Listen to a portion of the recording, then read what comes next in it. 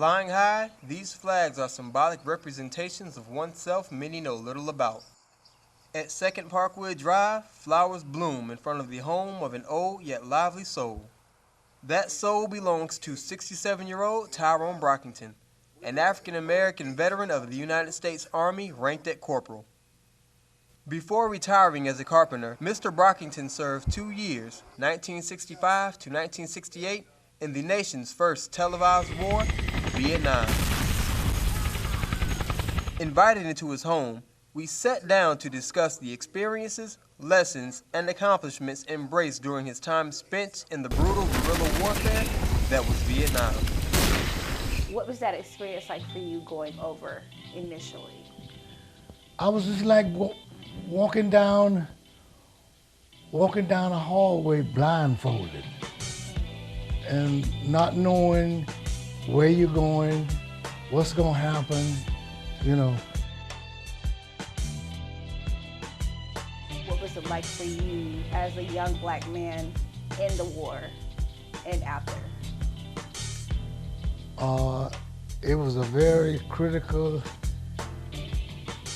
scary situation because I was like 19 or 20 years old when I went to war, and going into something like that by yourself, because soldiers nowadays they go as a group, but when I went to war I went by myself, and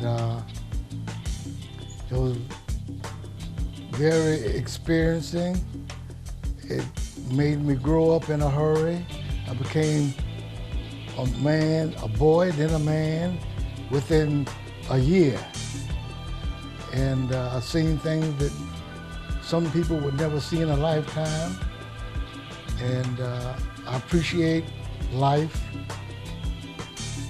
living, and I know how hard it is for us veterans to sacrifice and give up a lot of things that, you know,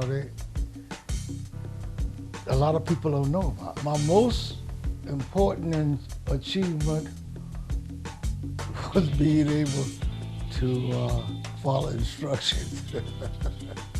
And once you learn how to follow instructions and use common sense, you're on your way.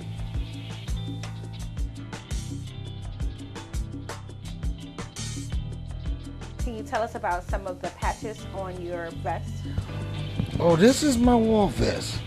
It has patches from my unit I served with in Vietnam. I was a scout soldier with the 173rd Airborne Brigade, and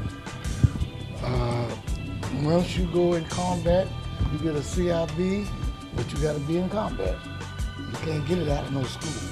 Absolutely. And this patch here is the 558,000 soldiers that were killed fighting for the country, and disabled American veteran Agent Orange patch. And I got this, I'm a member of the Disabled American Veterans, and every year we pick out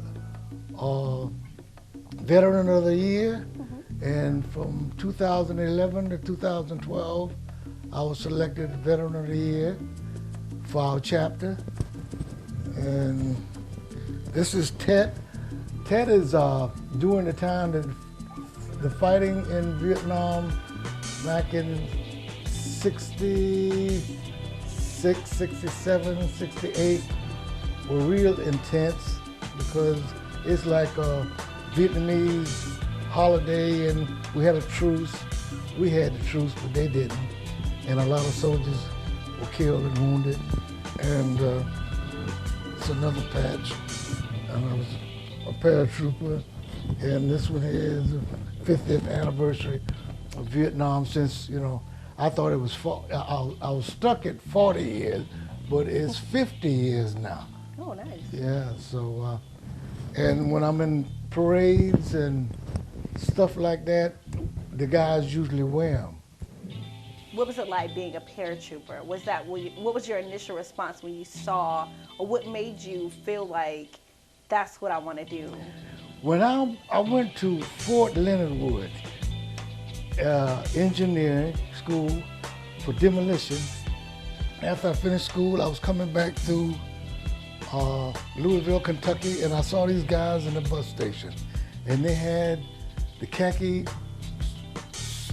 suit on with the jump boots and the cunt cap and the ropes and the wings and everything was tapered and they looked so cool. I said, I want to be one of them. So when I went to my Fort Gordon, I told them I wanted to go to jump school, and went to jump school, and I got to be a paratrooper. And from jump school, they sent me to the 82nd Airborne Division. And there I went through Ranger training, Pathfinder school, Recondo, and after all that training, I was ready to go to Vietnam. A lot of guys didn't have that opportunity. They went from from boot camp straight to Vietnam. I had a few buddies that did that. They're out here now. You know, they got killed in the war over there. And one from right here. The first guy that got killed in the war, when we were good friends, his name was Barnett Jenkins. And I wear his name on the back of his shirt. And, but I was able to get extensive training before I went over there, and maybe that would help me came back home.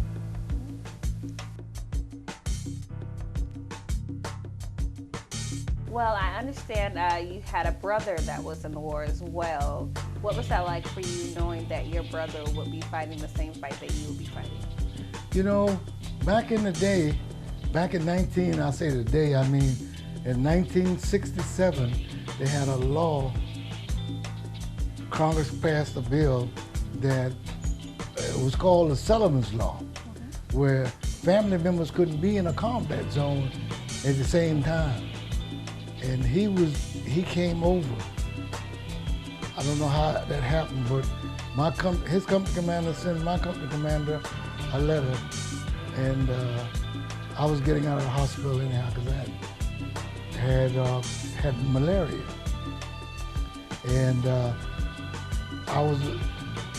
I asked could I go see him because I hadn't seen him in about 5 years. And by him coming in country, it was a possibility I might not get to see him at all. So they let me go see him. He was up north in Da Nang. He was with the 1st Marine Division. And I went to see him, and we reminisced and partied at China Beach, and we had a good time, but I hated to leave him. And now they don't care. They'll send your mama, your brother, it don't make any difference. Who, what, they'll send you. But you know, that's if you're RA means a volunteer, U.S.